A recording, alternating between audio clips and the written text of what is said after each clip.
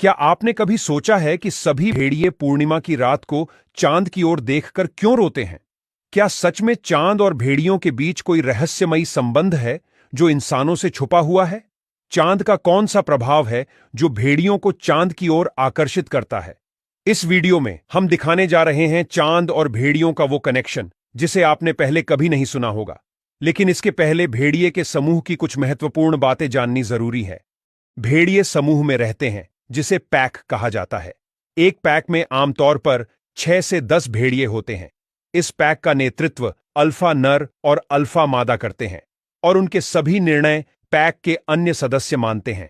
भेड़िए समूह में रहकर शिकार करते हैं और वे शिकार को थका देने की रणनीति अपनाते हैं, जिससे शिकार अंत में कमजोर होकर गिर जाता है।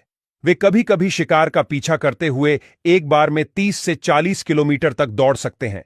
भेड़िए अक्सर शिकार को चारों तरफ से घेर लेते हैं, जिससे शिकार करना उनके लिए आसान हो जाता है। युवा भेड़िए का अपनी मादा साथी को चुनने का तरीका बहुत ही अद्भुत और सुंदर होता है। आमतौर पर एक युवा भेड़िया 3 साल की उम्र में प्रजनन के लिए परिपक्व हो जाता है और इस समय वह अपने समूह को छोड़ने का निर्णय लेता है। ऐसा इसलिए होता है क्योंकि भेड़िए का समूह उसके लिए एक परिवार की तरह होता है और उनमें भेदिया कभी इनब्रीडिंग यानी आपस में प्रजनन नहीं करता। जब युवा भेड़िया प्रजनन के लिए तैयार होता है तो वह नए इलाकों की ओर जाता है और एक मादा साथी की तलाश करता है। इसके बाद वह अपना खुद का परिवार या समूह शुरू करता है। सबसे खास बात यह है कि भेड़िया जीवन भर एक ही मादा साथी के साथ रहता है और कभी दूसरी मादा के साथ संबंध नहीं बनाता। अब जानते हैं कि चांद को देखकर भेड़िए के रड़ने का पौराणिक कनेक्शन क्या है और वैज्ञानिक कनेक्शन क्या है। दुनिया की विभिन्न संस्कृतियों में पौराणिक कथाओं अनुसार चांद का और भेड़िए का संबंध हजारों साल पुराना है।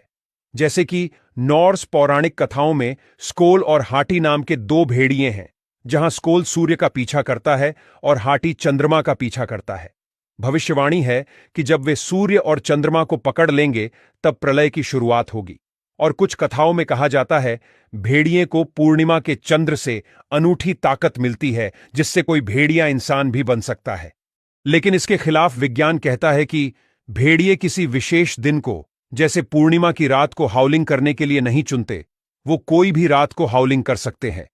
लेकिन भेड़िए निशाचर जानवर होते हैं, यानी वे रात के समय अधिक सक्रिय होते हैं और पूर्णिमा की रात में ज्यादा रोशनी होने के कारण वे आसानी से शिकार कर सकते हैं। इसलिए भेड़िए रात को अपने समूह के साथ जंगल में घूमते हैं। रात में भेड़िए हाउलिंग करके शिकार की सूचना देते हैं या अन्य भेड़ियों को अपने क्षेत्र के बारे में चेतावनी देते हैं। इस कारण पूर्णिमा की रात उनका हाउलिंग करना अधिक सुनाई देता है।